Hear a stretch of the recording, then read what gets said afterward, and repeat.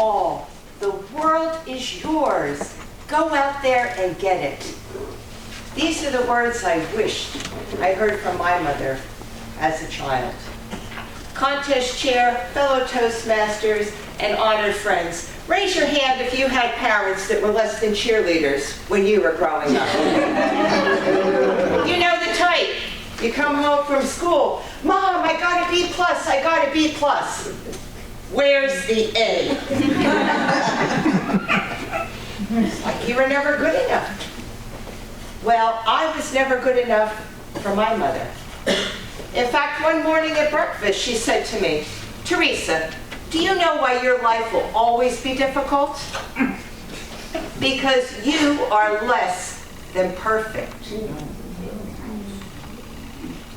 I was hurt. But looking back on it now, I don't blame her for what she said. She didn't know any better. Back then, that's what they called motivation. But do you know what it does to a young child growing up? By the time I was ready for school, my tank of confidence was already running low. But the first week of school, I started to feel better about myself. I looked around the classroom and thought, I'm taller than all the girls in the class. Heck, I'm taller than most of the guys. And when it came to gym class, all the girls were whispering, let's get Teresa on our team. She can help us win. She's almost tall enough to reach the basket. Everything was great. It was going perfect. Until I started playing. You see, I was such a klutz. I couldn't hold on to that ball long enough to even drop it in the basket. Eventually, I was kicked off the team. And my confidence got even lower. But there was one thing I was really good at, and that was playing the flute. My Aunt Sue recognized this ability. She got me a flute, and I took lessons. I joined the school orchestra. We practiced every day with our teacher, Mr. Cherniak, and we had 2 concerts a year.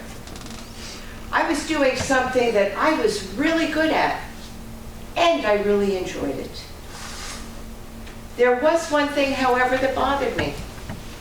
Whenever we had our concerts, I was put in the back row. The audience really couldn't see me. I knew I had to say something to Mr. Cherniak. So the next day after band practice, I mustered up all the courage I could. I went up to Mr. Cherniak and I said, I'm a good flute player. I'm as good, no, I'm even better than those 2 girls that always get to sit up front. Mr. Cherniak, why can't I sit up front?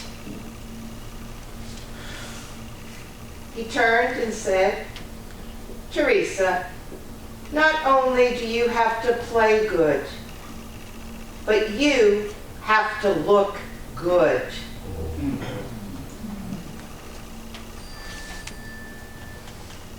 I was crushed. Any confidence that I had, totally gone. And at that moment, I wanted to be anyone else but me. Have you ever felt like you wanted to be someone other than yourself? Perhaps it was that dream job that you put your entire heart and soul into, only to be told 6 months later, you're no longer needed. Or that marriage that showed so much promise in the beginning, only to come to realize that your soulmate fell in love with someone else. And at that moment, you wanted to be anyone else but you. But it seems like when we're at that lowest point in life, that the universe steps in, sends us someone to give us a hand and to help us out. For me, that was my Aunt Sue. For you, it could be someone else. And the day after that concert, I got to spend Christmas with my Aunt Sue, and it changed my life forever. It was the morning of Christmas. I was sitting by the living room window, and I was watching the snowflakes fall. I can smell Aunt Sue's chocolate chip cookies baking in the oven. Out of the corner of my eye, I see Aunt Sue grab a package from under the tree, begin to slowly unwrap it, and come towards me. "Teresa," she said, "remember yesterday when we saw the movie, The Wizard of Oz?" Well, I can tell you, I hardly heard anything she said because all I could think about was unwrapping that package faster and faster until I had it open. I peeked inside. Oh my goodness, Aunt Sue, you got me the ruby slippers. And I remember it like it was yesterday. Aunt Sue pulled up a chair, took the ruby slippers out of the box, and placed them on my feet.